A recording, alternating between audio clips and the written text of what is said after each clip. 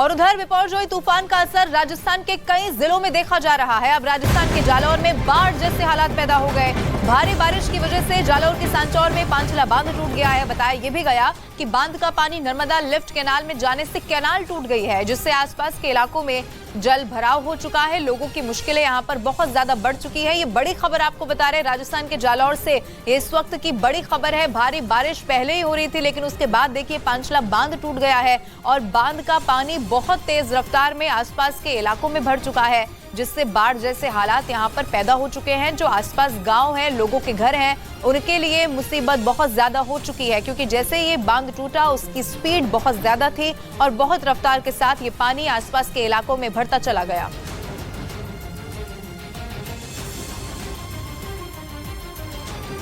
तो ये बड़ी खबर आपको बता रहे बिपरजॉय का पहले कहर गुजरात में देखने को मिला और फिर गुजरात से राजस्थान में ये एंटर होगा। इसकी खबर थी। मारवाड़ का इलाका वो होगा जो सबसे ज्यादा प्रभावित होगा। और जालौर आप देखिए, यहाँ पर कई गांव के बीच में संपर्क पहले ही टूट चुका था, लेकिन उसके बाद इस बांध का भी टूट जाना, जब ये बांध टूटा उस वक्त की जो तस्वीर थी वो भी बहुत खतरनाक थी, क्योंकि जब एकदम से बांध टूटा तो पानी की स्पीड ज्यादा थी और फिर आसपास के जो गांव थे उनमें पानी तेजी के साथ बढ़ता चला गया। तो बिपरजॉय तूफान के राजस्थान पहुंचने के बाद वहां के हालात बहुत ज्यादा बिगड़ गए हैं। जालौर जिले में बाढ़ जैसे हालात बन गए हैं। राजस्थान में तूफान की दस्तक के साथ ही तेज हवाओं के साथ भीषण बारिश भी होने लगी, जिससे राजस्थान के कई इलाकों में बाढ़ जैसे हालात बन गए। जालौर जिले में सड़कों पर पानी भर गया, जिससे लोगों को मुश्किलों का सामना करना पड़ा। साथ ही नदियों में उफान आने की वजह से भीनमाल और सांचौर कस्बों के बीच संपर्क टूट गया। प्रशासन ने आपदा प्रभावित इलाकों में अनाउंसमेंट कर लोगों से सुरक्षित जगह पर जाने की अपील की। आप अभी अपने सुरक्षित स्थान पर अभी चले जाइए। भीषण बारिश की वजह से जालौर के कई इलाकों में कई फीट पानी भर गया। 50 से 60 किलोमीटर प्रति घंटा की रफ्तार से चली हवाओं ने हालात को और ज्यादा बिगाड़ दिया। और उधर बिपरजॉय तूफान का असर राजस्थान के बाड़मेर में भी देखने को मिला है और बाड़मेर में तेज हवाओं के साथ भीषण बारिश हुई,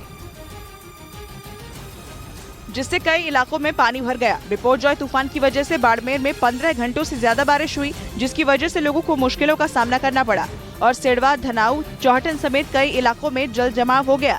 इसके साथ ही कई निचले इलाकों में तो हालात और भी बदतर नजर आए। इसके साथ ही तेज हवाओं की वजह से बिजली व्यवस्था प्रभावित रही। कई जगह पर पेड़ गिरने की वजह से बिजली के खंभे गिर गए और लाइनें टूट गईं। और राजस्थान के चौहटन में बिपरजॉय तूफान का बड़ा असर दिखाई दिया। भीषण बारिश की वजह से इलाके तालाब में तब्दील हो गए और लोग घरों में कैद होने के लिए मजबूर हो गए। राजस्थान के चौहटन इलाके में ज्यादातर इलाकों में जल जमाव ने हालात को बदतर बना दिया। भीषण बारिश की वजह से कई इलाके पानी में पूरी तरह से डूबे नजर आए और लोग घरों में कैद होने के लिए मजबूर दिखे। बिपरजॉय तूफान की वजह से तेज हवाओं के साथ भीषण बारिश हुई, जिसके चलते लोगों के घरों में पानी भर गया और लोगों को मुश्किलों का सामना करना पड़ा। और उधर राजस्थान पहुंचे बिपरजॉय तूफान की वजह से बाड़मेर में जबरदस्त बारिश हुई है, जिसकी वजह से कई इलाकों में जल जमाव की स्थिति हो गई और इलाकों में पानी भरने की वजह से बाड़मेर के कई इलाकों में लोग फंस गए। धनेऊ इलाके में ऐसे ही हालात में फंसे दर्जनों लोगों का रेस्क्यू किया गया। सिविल डिफेंस के लोगों ने भीषण बारिश के बीच फंसे लोगों को सुरक्षित जगह पर पहुंचाया। भीषण बारिश की वजह से कई इलाके टापू की तरह नजर आए और वहां कई फीट तक पानी भर गया। ऐसे इलाकों में सिविल डिफेंस के लोगों ने अभियान चलाकर लोगों को सुरक्षित जगह भेजा। और बिपरजॉय तूफान ने अब बाड़मेर जिले में भी रौद्र रूप दिखाना शुरू कर दिया है। चौहटन कस्बे में लगातार हो रही बारिश की वजह से 3 से 4 फीट तक पानी भर गया है। कई घरों के अंदर पानी घुसने से लोगों को काफी परेशानी का सामना करना पड़ रहा है। आलम यह है कि घरों का सारा सामान पानी भरने से भीग गया है। तस्वीरें दिखाऊंगा। मेरे जो पाँव है, ये पाँव नहीं थम रहे हैं, इतना स्पीड से ये पानी आ रहा है। वहीं हालात को दुरुस्त करने के लिए प्रशासन पूरी तैयारी के साथ जुटा हुआ है। बिपरजॉय तूफान को लेकर जारी चेतावनी के बीच नागौर में भी बारिश का दौर अब शुरू हो चुका है। नागौर शहर और आसपास के गांवों में कल शाम से ही लगातार रुक कर बारिश हो रही है। कल सुबह से ही आसमान में काले बादल छाए हुए थे। दिन भर बादल छाए रहे और दोपहर बाद शाम के वक्त तेजी से बारिश हुई, जिससे इलाका जलमग्न हो गया। बिपरजॉय तूफान को लेकर नागौर समेत आसपास के इलाकों में अलर्ट जारी किया गया है। लोगों से अपील की जा रही है कि बिना किसी काम के घरों से बाहर न निकलें। और गुजरात में बिपरजॉय तूफान प्रभावित इलाकों का दौरा करने पहुंचे केंद्रीय गृह मंत्री अमित शाह ने एक प्रेस कॉन्फ्रेंस कर हालातों की जानकारी दी। और इससे पहले उन्होंने बिपरजॉय तूफान से सबसे ज्यादा प्रभावित कच्छ का हवाई दौरा किया और इस दौरान उन्होंने मांडवी के अस्पताल में घायलों से मुलाकात भी की। दौरे के बाद उन्होंने कहा कि ज्यादातर इलाकों में सभी लोग सुरक्षित हैं, कहीं भी किसी व्यक्ति की जान नहीं गई।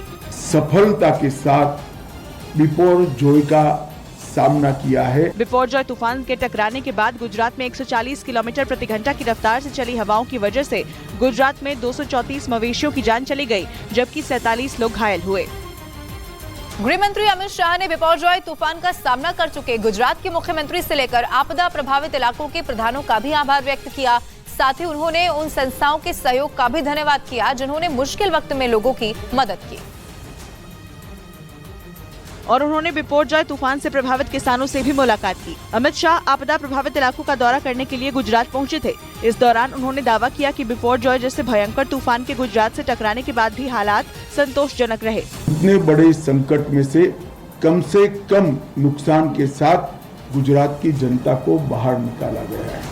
आपदा प्रभावित इलाकों के दौरे के दौरान अमित शाह अस्पताल में भर्ती घायलों से मिले। साथ ही उन्होंने रिलीफ कैंप का भी दौरा किया और रेस्क्यू टीम से मुलाकात की। गुजरात में बिपरजॉय तूफान की वजह से सबसे ज्यादा नुकसान बिजली विभाग को पहुंचा है। आपदा प्रभावित इलाकों का दौरा करने के बाद केंद्रीय गृह मंत्री अमित शाह ने हालात सामान्य करने की कोशिशों पर जोर दिया।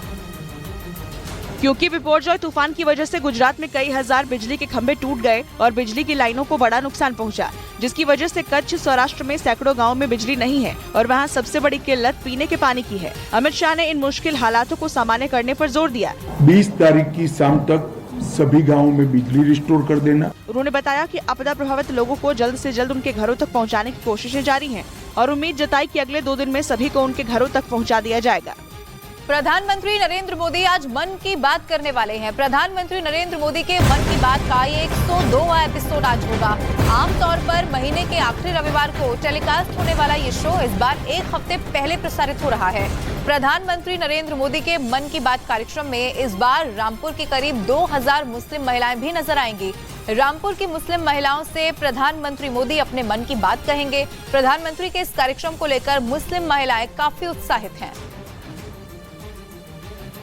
और प्रधानमंत्री नरेंद्र मोदी 21 जून को अंतर्राष्ट्रीय योग दिवस पर संयुक्त राष्ट्र में होने वाले समारोह में शिरकत करेंगे। जानकारी के मुताबिक इस समारोह में 180 से ज्यादा देशों के लोग शामिल होंगे। संयुक्त राष्ट्र महासभा के 77वें सत्र के अध्यक्ष साबा कोरोसी भी इस समारोह में भाग लेने वाले हैं। आपको बताएं, साल 2014 में संयुक्त राष्ट्र ने 21 जून को अंतर्राष्ट्रीय योग दिवस के रूप में घोषित किया था। प्रधानमंत्री नरेंद्र मोदी 9वें अंतर्राष्ट्रीय योग दिवस पर संयुक्त राष्ट्र मुख्यालय में पहली बार योग सत्र का नेतृत्व करने जा रहे हैं, जो कि हमारे देश के लिए गौरव का विषय है।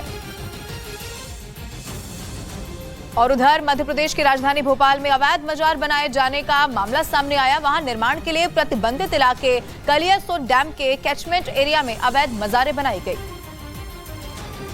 जिसका विरोध शुरू हो गया और प्रशासन ने भी सरकारी जमीन पर बनाई जा रही इन अवैध मजारों पर एक्शन लेना शुरू कर दिया। चौंकाने वाली बात ये रही कि राजधानी भोपाल में प्रतिबंधित इलाके में इतनी बड़ी संख्या में अवैध मजारों का निर्माण किया गया, लेकिन प्रशासन को इस बात की भनक तक नहीं लगी। मामला तोड़ पकड़ने के बाद जिलाधिकारी ने जांच के आदेश दिए। दावा किया गया कि जमीन कब्जाने के लिए अवैध मजारों का निर्माण किया गया।